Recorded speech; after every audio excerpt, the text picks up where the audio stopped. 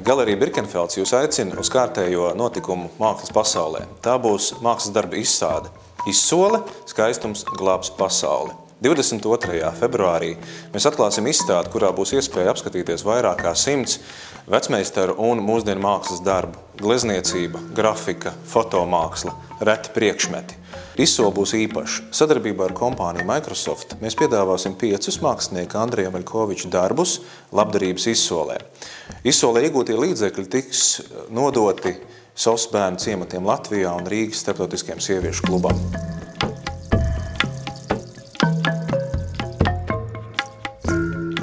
Un tagad es jūs iepazīstināšu ar mūsu izsoles interesantākajiem darbiem.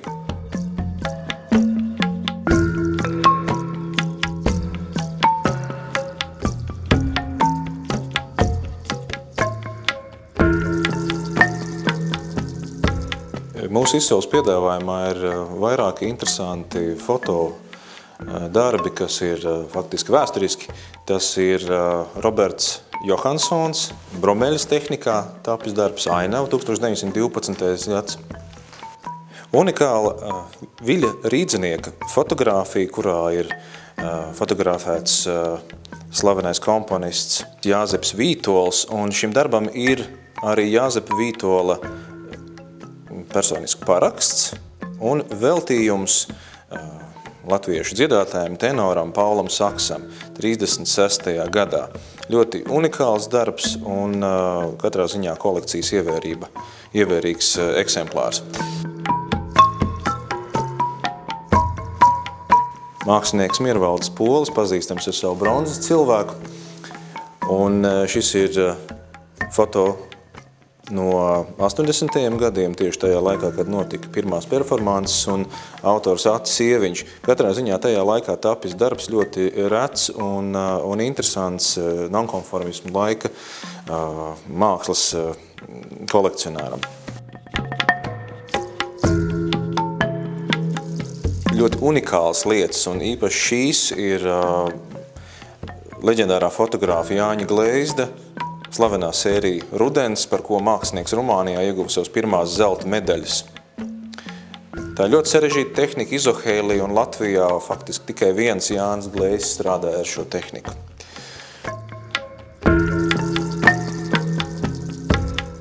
Kā nākamais ir mākslinieka arī viens no slavenākiem darbiem Ziediņš.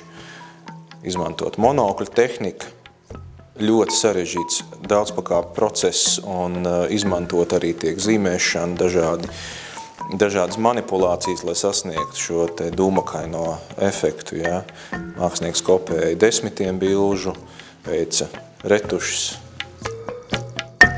Ja, un, protams, mūsu izsoles piedāvājums fotogrāfijā būtu nepilnīgs, ja nebūtu izcilējis Gunārs Binde. Un man patiesi prieks, ka šie darbi, šie ir autora kopēti darbi, un tad mēs redzam burvīgu aktu. Un darbs no Gunāra Bindes, darbs no leģendāras sērijas sadarbībā ar mākslinieku Arnoldu Plaudi Spēle. Ļoti interesanta kompozīcija, un šis darbs arī ir mākslinieka darba katalogā. Argentīniešu mākslinieks Jose Monaco. Tas ir absolūts retums Latvijā, taču māksliniekam ir bijusi draudzība ar fotogrāfu Jāni Gleizdu, un šis darbs ir nonācis mākslinieka Jāņa Gleizda kolekcijā. Šobrīd tiek piedāvāts izsolē. Darbs saucās Svītras. Pasaules slavenais fotogrāfs Ulvis Alberts mums piedāvā iespēju tikties ar Amerikā vienu no populārākiem rakstniekiem, Čārls Bukovski, savā slavenā fotosesijā, kurā pazīstam mūziķi, aktieri, mākslinieki pozē pie savu leduskapja. Šis darbs ir ļoti populārs Bukovska darbu, viņa literāro darbu, tādiem poligrāfiskiem izdevumiem, parasti izmantots tiek uz vāka. Un darbs ir Ulvi Alberta parakstīts, 76. gads, oriģināla druka. Otra amerikāņu māksliniece, Caroline Gilde, ir ļoti interesanti. Viņa ceļo Viņi kāpja pa kalniem, viņi brauc ar sniegdēli, viņi ir ļoti tāda aktīva dzīvesveida piekritēji un, protams, liela dabas aizsardzības entuziasti. Un šeit mēs varam redzēt brīnišķīgu darbu, kas saucās Tīrais gars, un tas darbs ir nominēts daudzās izstādēs, un viens no tādiem interesantākajiem mūsu izsolē tieši no dabas sērijas. Brīnišķīgs darbs ir fotogrāfija Līgai Saksei no sērijas Dinamika un dimensijas. Mākslinieci izmanto savos darbos dūmus un ziedus. Jāpiezīmē, ka šādi darbi ir tikai 2, un šī sērija tiek slēgta. Un šādā brīnišķīgā noformējumā ir iespējams šo darbu iegādāties izsolē. Absolūti ikoniska lietuviešu fotogrāfa Antanas Sutkus fotogrāfija Maratons Universitātes ielā.